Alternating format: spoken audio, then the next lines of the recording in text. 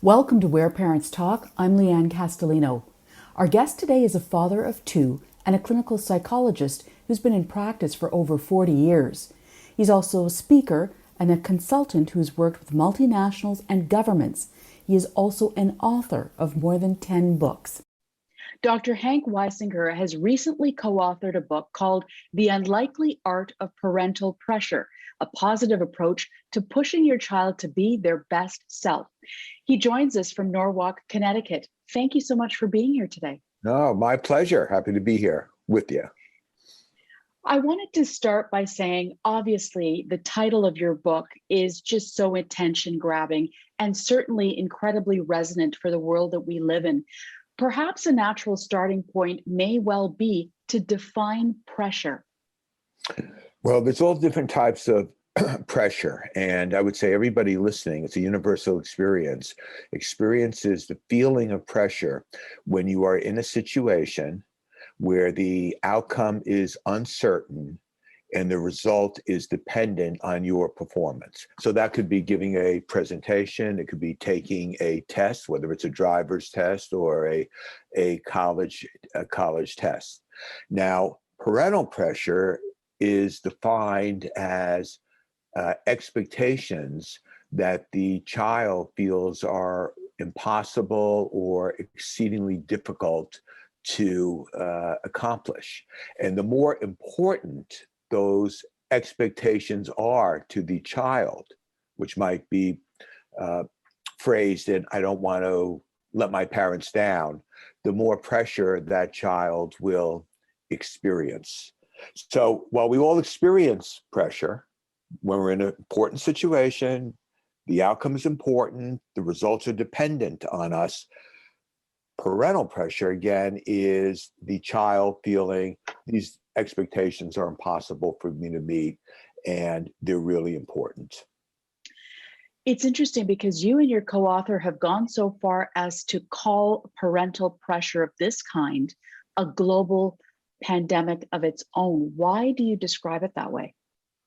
Because there are, based on studies that have been conducted all over the world, on every continent, it has unhealthy effects. The research is very consistent that unhealthy parental pressure is infecting our youth with a host of mental illness issues, such as substance abuse, eating disorders, low self-esteem, anxiety disorders. I mean, that is not just happening in America, it's happening in China, Australia, the UK, Germany, Switzerland. These are all countries that have been doing studies on some aspect of parental pressure. And after a while, it becomes very predictable in terms of just knowing what the results of any study is going to be as soon as I see the phrase parental pressure. So on that note, as somebody who's been on the front lines as a clinical psychologist for over 40 years, what concerns you most about this phenomenon and where it's headed? I would say what concerns me most is that, let's say that a kid is in college or high school and he's experiencing a lot of pressure, and all of a sudden he turns as a way of coping, substances or some other disorder. What concerns me most is that the child is quickly identified as the problem. The parent-child relationship is an interaction. Both bring something to the table. So one of the things I want parents to think about is when they exert pressure, what are they bringing to the table? In other words, I'm saying what concerns me most is the parents not taking responsibility for how they put pressure on their child. And they're good intentions. Every parent listening wants the best for their kids.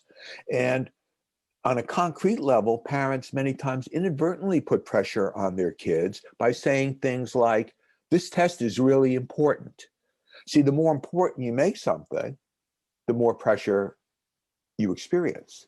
It's counterintuitive, but what the parent would be better off saying is, it's no big deal, because that will keep it in perspective for the kid and not increase that pressure. But parents, when they say it's an important test, their intent is, I just want to remind you that this is important for you to, really study and do your best and so on. So for many parents listening, that is a huge mindset shift and a shift in their approach. So what do you suggest for them to roll that back or dial it down, or again, shift and pivot the way that they're approaching that pressure? I think they have to, and that's a good point, because again, it gets the parents to look at themselves. That was the idea of the book. Rather than just focusing on your kid, what can the parent do that can change unhealthy pressure to healthy pressure? And one of the things that they can do is step back and look at what their own expectations are.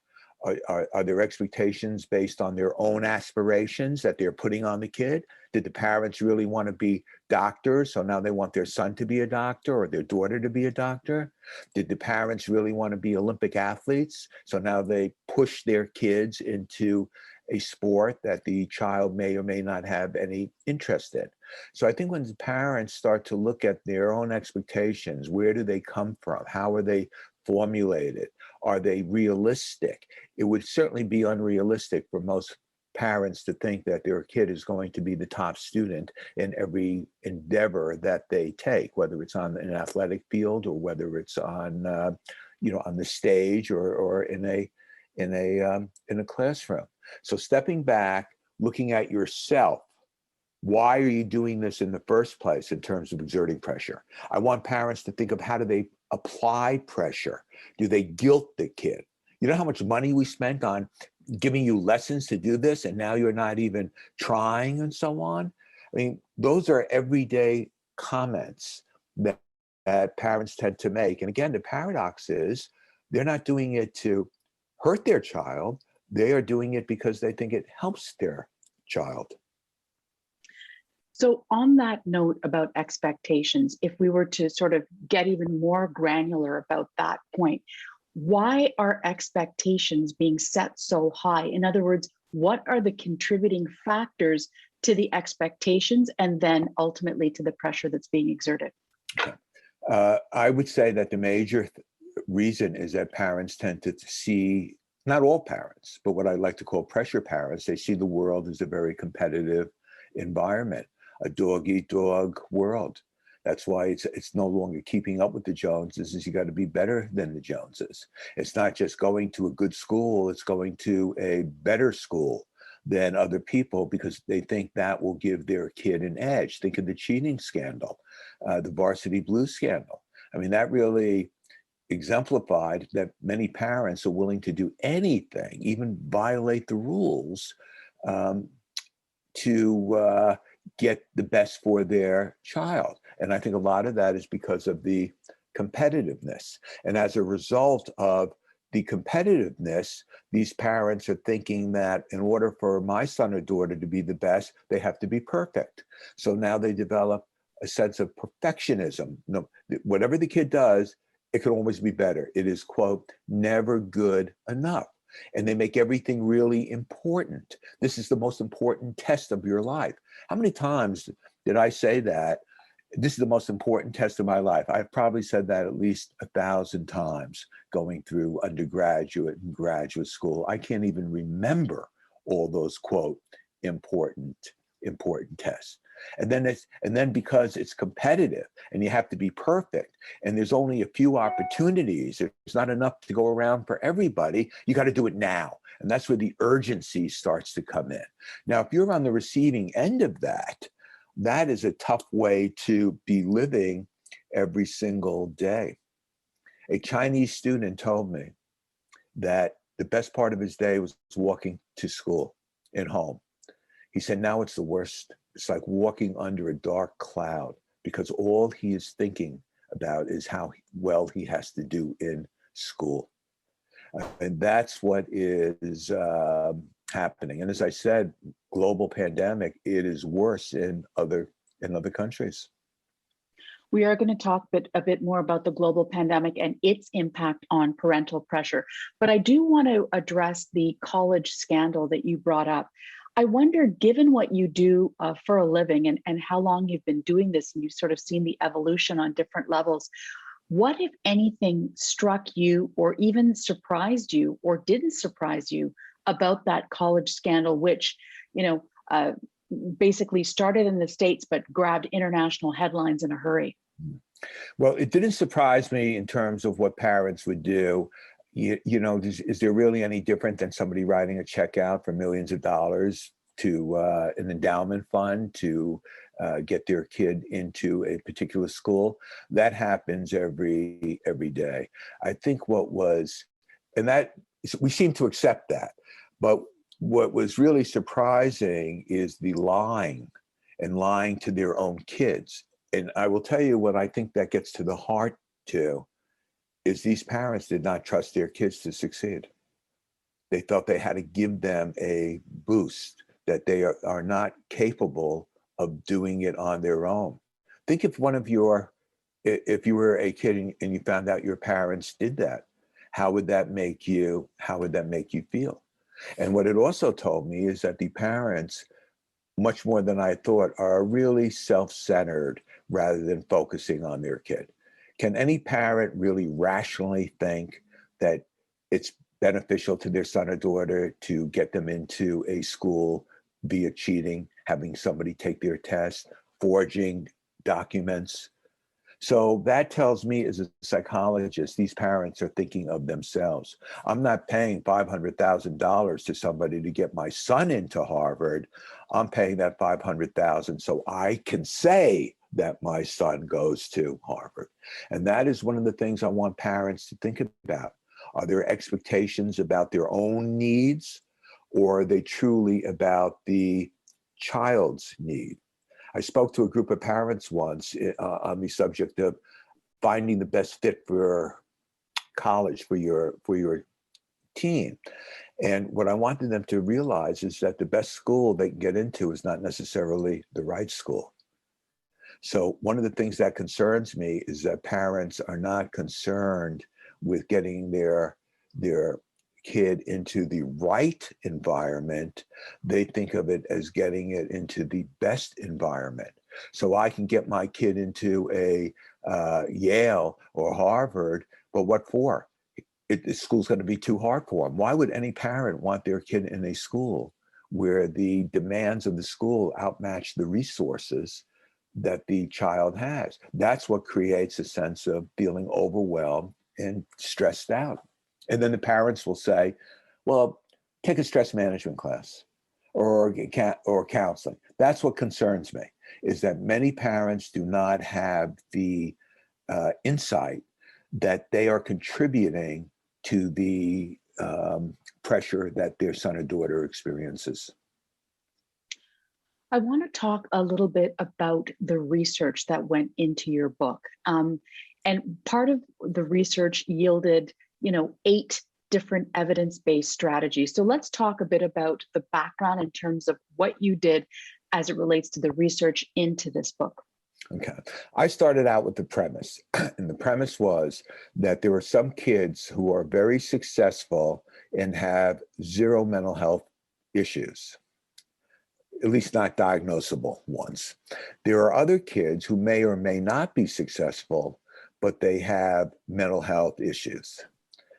A differentiating factor between those 2 groups we found was how the parents exert pressure around 3 different areas: how they communicate it, how they respond in terms of parental involvement, and also around the concept of acceptance and rejection, conditional acceptance versus unconditional acceptance. Then we started reading articles. We started to see common themes that were repetitive in every study. And then it became to the point where we quickly saw that if you exhibit certain attributes as a parent, for example, when you criticize your teen child in a way that is instructional versus flaw finding, those kids do better. If a parent is supportive when a kid fails versus judgmental and rejecting and cold, the child does better. So that's how we sort of pieced together until we had our own theory of parental pressure that was incorporating studies in all these different types of academic journals that other researchers were using.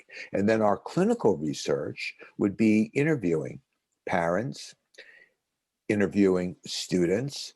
And what we quickly saw was the clinical interviewing validated the findings that we had seen, or we could say that the findings we found predicted what we were going to find in our clinical interviews. And we found different ways of how parents exert that pressure, and when it's unhealthy pressure, it's very clear. Flaw finding, giving superficial praise, for example, using questions not to help the child articulate their interests, their feelings, but rather to interrogate, giving the facts. What'd you get on the test? What did the teacher say? Who are you talking to?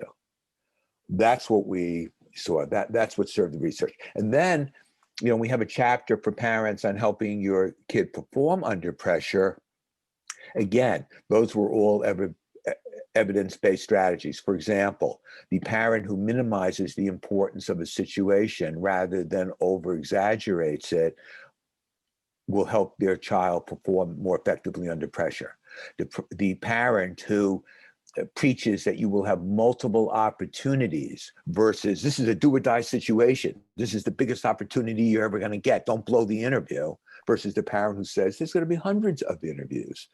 Those kids will do better. And these become lessons that the parent can start to build into their daily conversations with their child that over the long run will create psychological capital, such as confidence, optimism, tenacity, and enthusiasm. I like to call that the coat of armor. That my goal is for every parent to wake up and say, how can I build my child's coat of armor? Confidence, optimism, tenacity, and enthusiasm. That's such a strong and powerful statement and way to sort of, encapsulate and remember it. And the examples that you provide, just paint such a strong picture for parents who may be listening or watching to this. So I wonder, do you have any other anecdotes or examples of, students, families you have seen? Let me give you tried to help with this. a personal example, because one of the core points of the book that really involves everything about parental pressure is the expectation that parents have that we call that creates a ranking mindset where the child ends up always comparing themselves to other people. And as we all know, there's always going to be somebody prettier, handsomer, smarter, richer, more popular.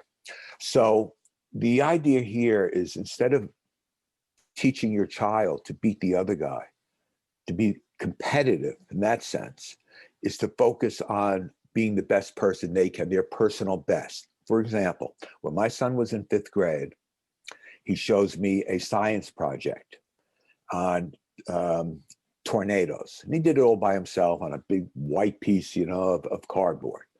And he says to me, all right, Dad, if you were the teacher, what would you give me on this project? And I'm thinking to myself, sweet, because when my daughter would say that, who was 3 years older than him, if I said a B, she'd say, how do I get a B plus? If I said an A minus, how do I get an A? If I said a C, how do I get a C plus? Always with that attitude of how can I make it better? So I figure, like sister, like brother. So I walk around this project studying it. I said, well, Danny, I'll be very honest with you. If I was your teacher, I'd have to give this a B minus. He pauses for a second and he says, I can live with that. I never expected that. Now, 3 weeks later, Dad, here's my paper. What would you give me?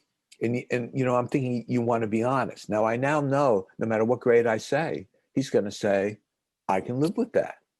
And if I say, well, I think you could do better, he's going to say, well, you always say that. Whatever I say, it's never good enough. So all I said to him was, well, Danny, is this your best? Because I only want to see it if it's your best. If it's not your best, don't show it to me. And then I put him in the bind. Only you know if it is your best. See, and that is a way how you can use personal best to motivate. Because what he basically said was, no, I think I can do better. I said, okay, show it to me when it's your best.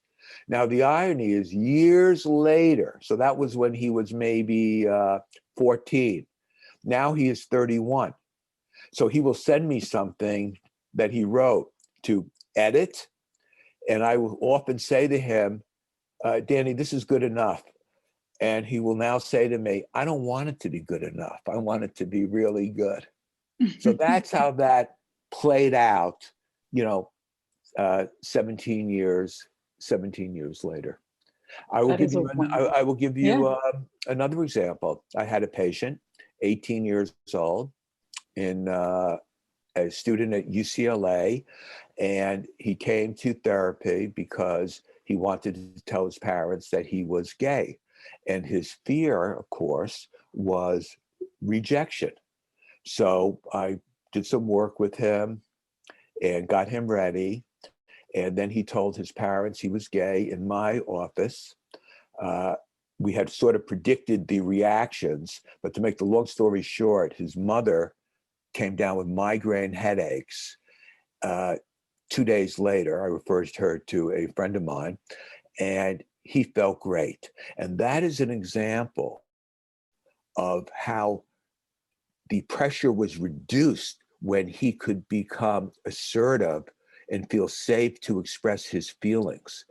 If parents want to reduce the feelings of unhealthy parental pressure, I would recommend strongly that they make it safe for their child, regardless of the age, to feel safe when they are articulating their thoughts and feelings. Because most parents will say, you shouldn't feel that way, or that's a silly type of thought. But the kid does feel that way. So learning how to respond with a sense of empathy is very helpful. And I would recommend one concrete tip to parents, that anytime your child, doesn't matter again if they're in second grade, I was left out of the soccer game, nobody chose me, or whether they are 16, I blew the test. Instead of responding immediately, to step back and think of a time when you experienced something similar. And then you will respond more effectively. This is an example of using your emotional intelligence, because what you're doing is you're using your thoughts to help you identify particular feelings, to understand somebody else's feelings. My son came home, again, another personal story, from a 10th grade chemistry test. I said, Danny, how'd you do on the test? He said, it was really bad. I saw questions that I didn't even understand. And I was about to say, I told you you had to study, you tried to cram and so on, but what good does that do? All I said was, you know what? That's a really scary feeling. And he said, yeah, that's how I felt, because I thought of myself in 9th grade science when I didn't know anything or recognize any of the questions. And remembering that put me in tune with what he was experiencing. And then later on that evening, we could talk about test strategies, for the future. I want parents to remember you can't change the past. This is the problem with criticism, that we criticize a kid for what they did rather than focus on what they're doing or they can do. So when parents criticize, one of the things, again, on a concrete basis, is they want to say things like, next time you have a test, you might be better off by studying a few days in advance rather than the last minute. Next time there's a ground ball hit to you, just bend down and block it, rather than the father who says, I can't believe you let that ball go through your legs. That doesn't help. There are going to be many parents who watch or listen to this interview and say to themselves, oh my goodness, I have done everything that Dr. Weisinger has said you should try to avoid. Don't ever do it. What would you say to those parents about how to change that narrative for themselves and their children? I would say, first of all, if the parents are recognizing that, I want to compliment them on having that awareness and also recognizing that how they have been communicating, dealing with their son or daughter via nonverbal messages might not have been the most effective way. And they realize they can do something about it because tomorrow is a new day. And I would tell, as a way of making that shift, just to focus on one thing, and there are many things they can, but just to choose one thing, because you can't do everything overnight. And I'd say one of the things is to recognize that your conversations are better suited to your child when they become a dialogue rather than a monologue. Most parents are used to telling their kids what to do. And if the kid responds, don't argue with me. And they start to exploit the hierarchy of the parent being above the child. I am the boss becomes the unspoken message. Do what I say. I mean, how would you like it if somebody said, oh, it's 9 o'clock, you have to go to bed, if you're not tired on that? Just like little things like that. So when you ask for a dialogue, and the way you do that is by asking things like, well, how do you feel about this? Or what do you think? Or I'd like to hear more of your thoughts. And when their teen starts speaking, the parents can use their nonverbal, yeah, because every time you shake your head, it's encouraging them to self-disclose. That parents should start to, instead of just talking about the facts and superficial communication, they should start having an exchange that involves thinking and feeling. And I said, remember, I said, you have to make it safe, because for a teen to express his or her feelings to a parent is very risky. They might be ridiculed. They might be afraid to do that for a number of reasons. So it's very important for the parents to listen in a non-evaluative way. That's why you shouldn't feel that way is a ridiculous thing to say, because the kid does not feel that way. It makes more sense to validate their feelings, and then you can talk about them. Just an incredible amount of nuggets of wisdom and all kinds of food for thought for parents. Dr. Hank Weisinger, your book is called The Unlikely Art of Parental Pressure, a Positive Approach to Pushing Your Child to Be Their Best Self. Thank you so much for your time today. Thanks. And I just want parents, again, I'm using this as my closing line, is that when you make parental pressure work for you as a sense of guidance and encouragement and support and wisdom, then I can say that the force will be with you. That's what I want parents to remember. Thank you so much, Dr. Weisinger. Thank you for having me.